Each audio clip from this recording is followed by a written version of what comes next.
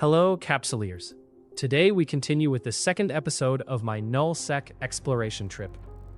I am still in the same system where Part 1 ended, 2XPQG, docked at Moon 17 in Taki Syndicate Academy.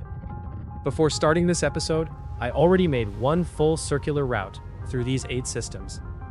I completed a few exploration sites and collected around 82 million ISK in loot. But today's video is about a relatively rare cosmic anomaly. First, let's refit the Loki. The ship already has 2 small tractor beams fitted. I only want to replace the warp core stabilizer with an expanded cargo hold, because I do not know how much loot volume to expect from this site. I will also take a mobile tractor unit with me. And to reduce possible losses, I will leave the container with spare modules here in the station.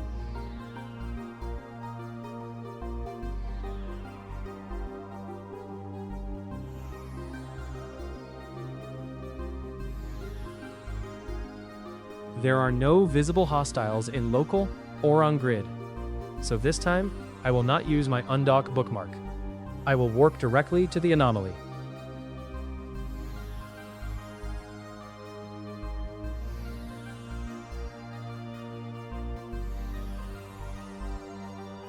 And here you can see the rift opening. The first thing I need to do is deploy the mobile tractor unit. The MTU will help collect the canisters after they are pulled out of the rift, so I do not need to manually approach every container. The core mechanic of this anomaly can basically be called space fishing. You need to lock the rift portal and use tractor beams manually to pull cargo canisters out of the wormhole. The important part is manual control. Do not just activate everything and forget about it. When the canisters appear, the MTU can start pulling them closer and collecting them. This makes the site easier to manage, especially if several cans appear around the rift. The rift has a limit. It will collapse after enough canisters are retrieved or after the site timer runs out. The known limit is 27 canisters. This is where the danger starts.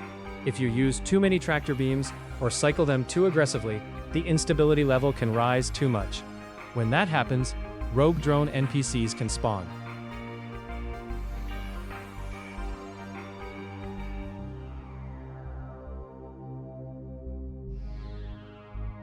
The expected reward from one Deepflow Rift is usually not huge, but it can be worth doing. Depending on the cans and market prices, one site can be somewhere around 20 to 40 million ISK, but I would not treat this as guaranteed income.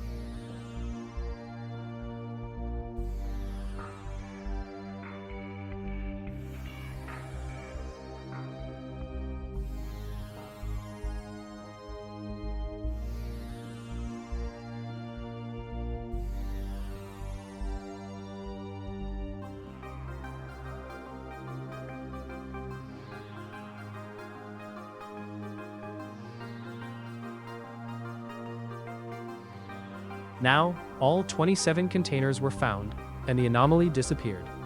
My mobile tractor unit is still pulling the last containers that were recovered from the rift. So at this point, the site is finished. I only need to collect the remaining loot and leave the area safely.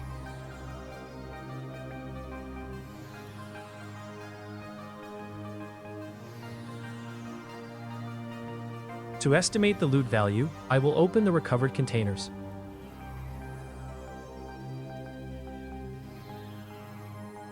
So, the total value of the loot from this Deepflow Rift is approximately 40 million ISK. You can see 13 items in my cargo, but not all of them are real loot from the anomaly. One item is my mobile tractor unit, which is around 10 million ISK. And another item is the indecipherable cache chart. At the moment, this item has no active practical use in the game. So the real useful loot from the site is around 40 million ISK, mostly from Trigladian survey items, neural networks, sleeper data, and other recovered materials. Now let's dock using the bookmark. You can see that my ship is still damaged. This happened earlier in this system, inside a Serpentis covert research facility. You can watch that moment in my previous video. It looks like my Loki came back with several ruptured fuel lines, no armor left, and around 60% hull damage.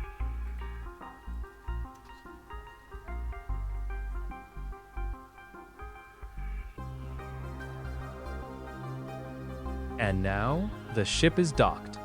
For the moment, I am safe. After this trip, I now have more than 350 million ISK in loot sitting here in null-sec. But loot is not real profit until it reaches the market. So the next problem is transportation.